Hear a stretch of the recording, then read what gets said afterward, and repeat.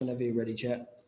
Right, well, good evening, everybody. Good evening and welcome to the Executive Committee, 9th of December. Have we any apologies, please?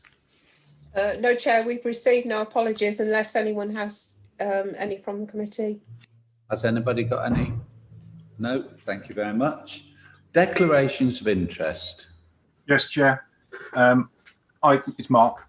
Item 9, the COVID. My company's got a financial interest, so I'll leave the meeting for that. So item 9, yeah. Councillor Mark Rowley will leave the meeting. Anybody else? Right. Minutes of the meeting of the Executive Committee held on the 14th of October 2020. Can I approve those and sign them as an accurate reflection of what the business was done? Yes, Chair. Show of hands, Yeah. please. So everybody can see. That looks unanimous to me. It looks unanimous to me, Chair. Yes, thank you very much. We can now go really through to the draft programme came out today. Thank you very much, Anne. I received that. So we can go to item 9, COVID-19 additional restrictions grant. And the report is going to be talked to by Rochelle Matheson. Rochelle. Sorry, Chair, because David put me in the waiting room. Yeah, 1 second. We'll just do that. Where are you? There you are. I'll bring you back in when we're done. Chair, can I just add, have we got any speakers this evening? Yes, but the report is talked to, okay. And then I'll bring Councillor Anne Lee in to speak to the item 9. So, Rochelle, the floor is yours. Thank you, Chair. So the purpose of the report this evening is to appraise members of the small business grants and seek delegated authority. Since April, the Council has distributed around 16.8 million on behalf of central government. At the end of October this year, the government announced the new national restrictions, which came into force on the 5th of November until the 2nd of December. At this time, the government confirmed funding support, which would be directed specifically to businesses that were required to close. However, it was also recognised by the government that some businesses, whilst mandated to close, did not have premises with a rateable value and therefore wouldn't be eligible for the local restrictions grant. As well as those businesses, whilst not mandated to close, were significantly impacted, for example, due to supplying or supporting those closed businesses or associated sectors. In section 2.6 of the report, I set out the 2 grant funding allocations received and a brief outline, as well as in section 2.7, the allocations made to the council. This report focuses specifically on the additional restrictions grant element. In order to respond swiftly and efficiently with a discretionary scheme that aligns to the government guidance, a phased approach has been proposed. And as set out in section 3.2, the first phase is to recognise the national lockdown period and is aligned closely to the support provision provided under the local restrictions grant, in which the criteria was set by the government, as well as considering the previous discretionary grant scheme and process and approach that we've taken, which members will recall was brought to the executive earlier this year. In doing this, the aim is to provide a consistent support offer across the most adversely impacted sectors and process grants as quickly as possible to those businesses in need. It is then the intention that a further phase will be considered and where appropriate, opportunities to collaborate and develop a consistent programme of business support and grant support across Northamptonshire will be explored. However, noting the relevance and the requirements for Kettering-specific local economic need. On the 20th of November, the Kettering scheme was launched and then closed on the 2nd of December to align with the national restrictions being eased. We've received 150 applications and have processed 43% of the applications thus far. It's worth noting that the applicants are required to submit supporting evidence, and where we are missing evidence or need to seek clarity, we are contacting the applicants directly prior to completing the assessment process. In section 4, the report sets out the eligibility criteria and the guidance notes can be found within Appendix 1. If I could now move to the recommendation, and I'm happy to take questions through you, Chair. Thank you for that. Very good. I'm now going to bring Councillor Anne Lee in because she would like to say a word. Welcome. Just can't hear you yet, Chair. There we go. Welcome, Anne. Do you want to unmute yourself? Off you go. Good evening, Chair, councillors and officers. In the recommendation for this item, you are asked to endorse the processes used. I wanted to ask a question about the processes because I have heard some businesses complain that they weren't aware of this grant. In point 434, sorry, on page 11, it shows that the application window was only open for 2 weeks. And I hear there are 150 applications. So I wonder, there is a list of people that this is particularly targeted at: bed and breakfast, charities, creative, cultural, hospitality, non-essential, market traders. Does the council have lists of all these people, and were they all equally notified? Or do you expect all those people to keep checking the Kettering Borough Council website in case there is another grant? Do we actively encourage them? And can I ask, of the 150 applications, how many of those came from Kettering? How many came from Desborough, Rothwell, other areas, the A6 towns, rural areas? Can you give us an idea of that? It would be interesting to know. What I want to emphasize is that we really need to have a system to let people know, because I read the information online and I find it quite difficult to understand, let alone that I would have known that it was there. Thank you very much, Chair. Thank you, Anne. Rochelle, would you like to? Yeah. Thank you, Councillor Lee. So in terms of the comms, the process that we've taken this time round is very similar to the process that we took for the previous discretionary grants round. So where we have contact lists available for business, specifically those kind of priority businesses, they were contacted directly using those contact lists to make them aware of where they could find the information online.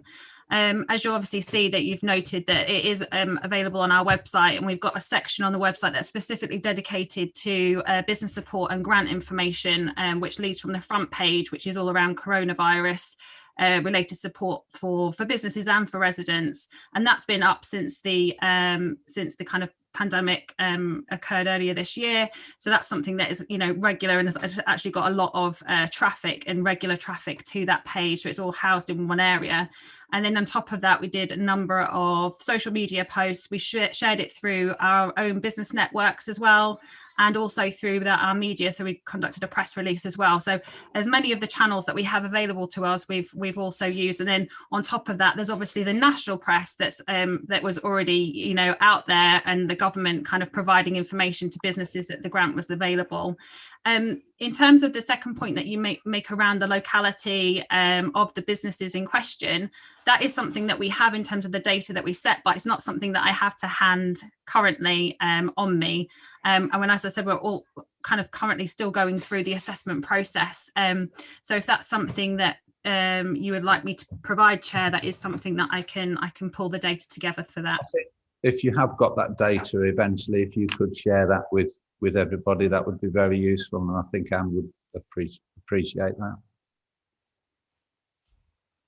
Okay, has that answered the questions that you raised, Anne?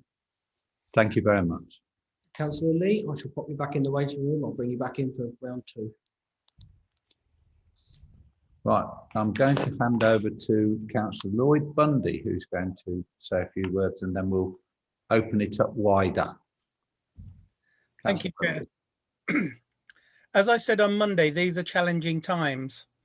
To date, Kettering Borough Council has administered and distributed on behalf of central government nearly £17 million, representing support for over 1,400 businesses within our local economy and community.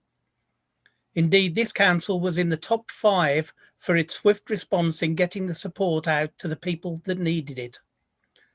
Personally, I've heard of only 2 criticisms. One from a party who was sent a payment in error. Perhaps we wouldn't have heard about it if they could have cashed the cheque. And one from an organisation that didn't receive the grant funding because they failed to follow simple instructions. Indeed, I have heard many stories of praise. But as a council, we didn't stop there. We immediately changed our policies, paying our suppliers on presentation of invoice, not on expiry of terms. May I add my thanks and praise to those who have worked tirelessly to make this happen. Rochelle and the team in commercial and economic development, Mark Dickinson and his team in resources, and indeed the whole of our senior management team. It is indeed times like these when I am proud to say that I am a councillor in Kettering. Reading this report does convince me that acronyms are a nightmare. Suffice to say that the next tranche of monies coming out of central government is in 2 parts. The first 1.34 million is allocated according to guidelines set out and aimed at businesses that pay business rates and been mandated to close. And the second, just over 2 million, is for businesses that do not fall into this category but have still been affected by closures. The recommendation is at paragraph 7, and I'm happy to take any questions. Thank you, Chair. Thank you, Lloyd. Councillor Thurland. Yeah, thank you. Yeah, I'd like to say thank you, Rochelle, and to I think Julie Traherne helped me. One of our residents had a problem with claiming, and so I sort of went to her and said, "Can you give it to me in syllables, one word syllable sort of thing?" And they got helped, and that was it. So I know what they were saying about not understanding what's going on, but our people are there to help if they don't understand something. So thank you to all the teams that have done that. Have we had anybody where we haven't been able to pay out and it's gone to appeal, or is there an appeal system? Rochelle, thank you. Not with this tranche of funding yet. We haven't had any appeals come through. As I say, we're kind of still in the process of administering it. Yeah. What about the others that we've had since February, March time? No, I mean we had a few. I wouldn't necessarily say there were formal appeals per se, but we had clarifications and challenge come back, but we were able to kind of resolve that. And we had we've got a process and verification and that appeal process that's set in the background, which includes officers that haven't been included within the assessment process to make sure that it's very fair and transparent. So we have that in the background, which is an audited process to make sure that we're doing everything we can to support. Thank you. Thanks, Rochelle. Councillor Jelly. Councillor Jelly. Yeah, thank you, Chair, and thank you, Rochelle, for that report. Very happy to support this recommendation. I think it's important that we passport the money through to the businesses as soon as we can. They're obviously struggling in some areas, and I think that was very much what we are doing. So great report. I'm very happy to support this, Chair. Thank you. Is there anybody else? No other hands, Chair? Right. Okay, well, we know that we've got, it's on item 7. Lloyd, do you want to formally propose that we go to the vote? Yeah, the recommendation is in paragraph 7, and I propose that recommendation. Are you content with that? That looks to be unanimous to me. I have to say, I just want to take this opportunity to say to the officers, everything to do with COVID and beyond, they've been exemplary. And Rochelle, if you could take back our best wishes to your team. Thank you very much. Well, we'll bring Mark back into the, right.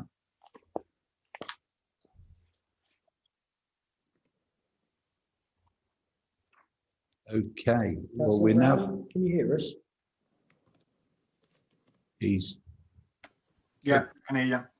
good, right. We now come to item 10, the Green Patch, Valley Walk, Kettering, and Sophie Snart is going to talk to this report. Sophie, over to you. Thank you, Chair. The purpose of this report is to consider granting Groundworks Northamptonshire a lease of the Green Patch. They are already in occupation of this site and have been for some years. This lease, this report recommends a new 99-year lease at a peppercorn rent. This will allow the good work that they do on site to continue for that period. There are various restrictions within that lease, so that it would be used as a community market garden and small holding to protect that use for the future. Okay. Right. I believe we've got 3 speakers. Yes. So I'm going to take them in the order that I've been given them. Councillor James Burton. Give me just 1 second while I rename him, Chair. Oops. There we go. Councillor Burton, can you hear us? Can you unmute, please? We need to unmute Councillor Burton. How's that, Chair? Excellent. It's one of. May I take this opportunity to welcome Mr. Mayor to our meeting? Oh, I'm sorry, Chair. That came on quicker than I anticipated. I do apologize. Oh, we took you by surprise, did we? You did, yeah. There's not many people that have done that in my lifetime. Well, you've got something very exciting to talk about, so off you go. Well, I wanted to take this opportunity, if I may, to talk about the Green Patch. I presume we're on item 10. We are. Why I wanted to talk about it, because obviously with my civic role in the past, I've visited the Green Patch many times, and I wanted to take this opportunity to thank all the volunteers, through you, Chair, that is, to thank all the volunteers for all their hard work that happens at the Green Patch. Unfortunately, I don't think the people of Kettering realise what we have on our doorstep there in the Green Patch. It's quite an unusual setup, and one that I think ought to be looked at by other councils, and that for them to actually take up something like that, to be honest with you.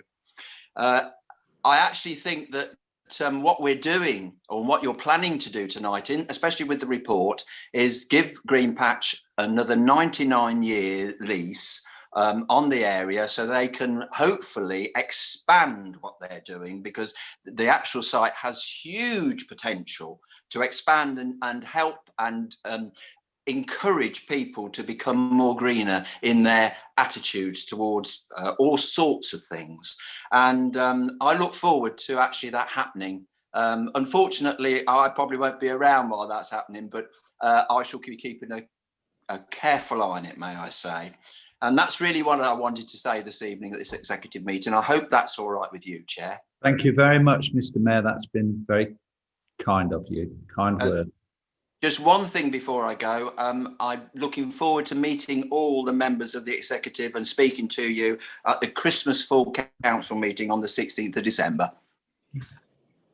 So we're advertising as well. Something that I tend to do, as you know. Thank you so much, Mr. Mayor. Thank you, Chair.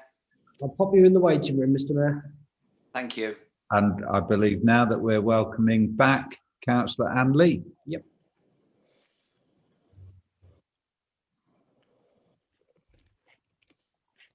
Need to unmute, Anne. Thank you. There we Thank go. you, Chair. Right, I'd like to speak in support of this recommendation. Thank you, Sophie, for that report. And now I need to declare an interest that I'm a trustee of Groundwork, which runs the Green Patch, but I hasten to add that I only became a trustee as an observer from the council before. That's I didn't fine. know. That's fine. Oh, thank you so much. And very quickly, I just would like to add on a few things that people may not know is happening at the Green Patch. Not only the vegetable boxes they sell, which are amazing value, they also they do so much. It's an oasis of peace. They've got a donation shed with deliveries of bread from Tesco's. They've got free rangers, children who are learning more about nature. They've got green influencers. They're sending now 100 parchments back patch mass boxes out for Christmas. We're teaching people how to grow things, presents for Christmas.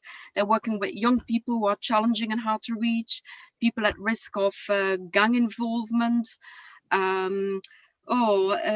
Well, there's just so much. They've got chickens and ducks. I think the only thing is missing is a relaxation course for councillors who deal with the unitary authority. Sorry, that's a joke, sorry. But it's fantastic what goes on there, really. I really recommend visiting it, and I'm very glad we are proposing this. Thank you very much. I have to say, Anne, I have visited the Green Patch a few times and spent some happy hours of relaxation and calm, as you say. Then you know there. what I mean. Yeah. I'm sure they wouldn't mind us popping down at any time to kill out, as they say. Is that the way, or am I too old-fashioned? Is that an old-fashioned? But thank you for that. Thank you very much. And we're now going to welcome Councillor Clark Mitchell to the meeting. Thanks, mate.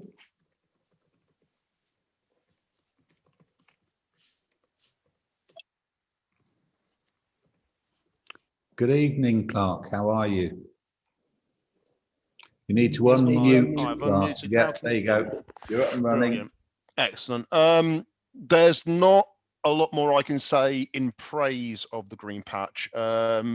Councillor Burton, the Mayor, and Councillor Lee have both said it. The Green Patch offers fantastic service for the residents of Avondale Grange. And the 99-year lease that's being offered here, thank you. It's going to enable them to do so much more, add infrastructure to the buildings they've got there, all these sort of things. It's a wonderful, wonderful thing. So again, thank you. There is one minor but, and this is not related to this as such. There is an elephant on the horizon for the Green Patch, and that is the Weewar Extension Road that is potentially going to come straight through this at some point. Mm-hmm. Is there anything we can do to ensure that this doesn't happen? Because, well, I'm probably phrasing that entirely incorrectly, but a 99-year lease is a wonderful thing. But if in 10 years' time, the link road, for Weewar and the east of Kettering comes straight through it, it negates everything. And if there's something we can get in there, it's just a concern I've got. And I've heard rumours that it might not happen. If we can get something concrete and something confirmed that to protect the Green Patch, because it is a wonderful facility and we don't want to lose it. Well, I have to say that we're talking about a 99-year lease, which is a commitment to partnership. And I don't know, you don't know, none of us know, but the plans have been set. And they've been set across party as well. They've been in place for a very long time. So whatever happens in the future, you look after your friends, you look after your partners. I think that's as much as I can say at this stage on that. It may be not as far as you'd like to go with this, but we are discussing a 99-year lease. Yep. One of my biggest regrets is I won't be around to renegotiate. Mm. Anyway, does that help, Councillor? It's as much as I can expect, if that makes sense. It's thank you. As far as I can go. Exactly. Thank you. Right. Thank you, Clark. Thank you for your kind words. We're now going to go to Councillor Bundy. Thank you, Chair. There's not really an awful lot more that I can add. I think that anybody who ever visits the site, they can't fail to be impressed. I think one of my biggest regrets is that since many years ago, I've been promising to avail myself of one of their vegetable boxes, but just never got round to it. So perhaps I need a nudge in the right direction. You just have to read the report. The fact that if we go to 3.2, to deliver projects which improve poor physical and mental health and increase self-esteem through environmental and outdoor socially based activities. The whole thing is a no-brainer. 3.5, if we took it back in-house and we offered those same facilities ourselves, it would cost us. And this is a brilliant facility within Kettering for the people of Kettering. And I think we should all get 100% behind it. The recommendation is a paragraph 8, and I'm happy to take any questions. I don't think there will be any. Has anybody got anything they want to say? Councillor Jelly, Ian Jelly. Thank you very much, Chair, and thank you for that report, Sophie. I have to agree with everything that's been said. The Green Patch is really a very wonderful place to visit. I know Councillor Thurland and I visited, I think it was a couple of years back, or 2.5 years ago, when we had a government minister come down to have a look at the Green Patch. And we were fortunate enough to have a chat with him about it. And he was so impressed, he was going back to government and telling everybody he knew how wonderful it was and all the good work that was being done. And it should be rolled out in different areas. So I agree absolutely with what everybody has said.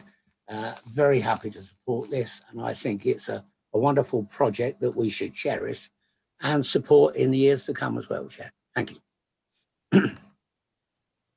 Well, there it is. Shall we show whether we're content with doing this or not? Could you put your hands up so everybody can see? That looks unanimous to me. Unanimously passed. Sophie, would you go back and thank your team for a very good job? Well done. Thank you, Martin, as well. Well done, Martin. I think we all thank Martin many times during the week, don't we? Yeah. Every day, Chair. Every What would we do every without day and every Martin? day. Right. I have got no more business, so that concludes this one. So be safe.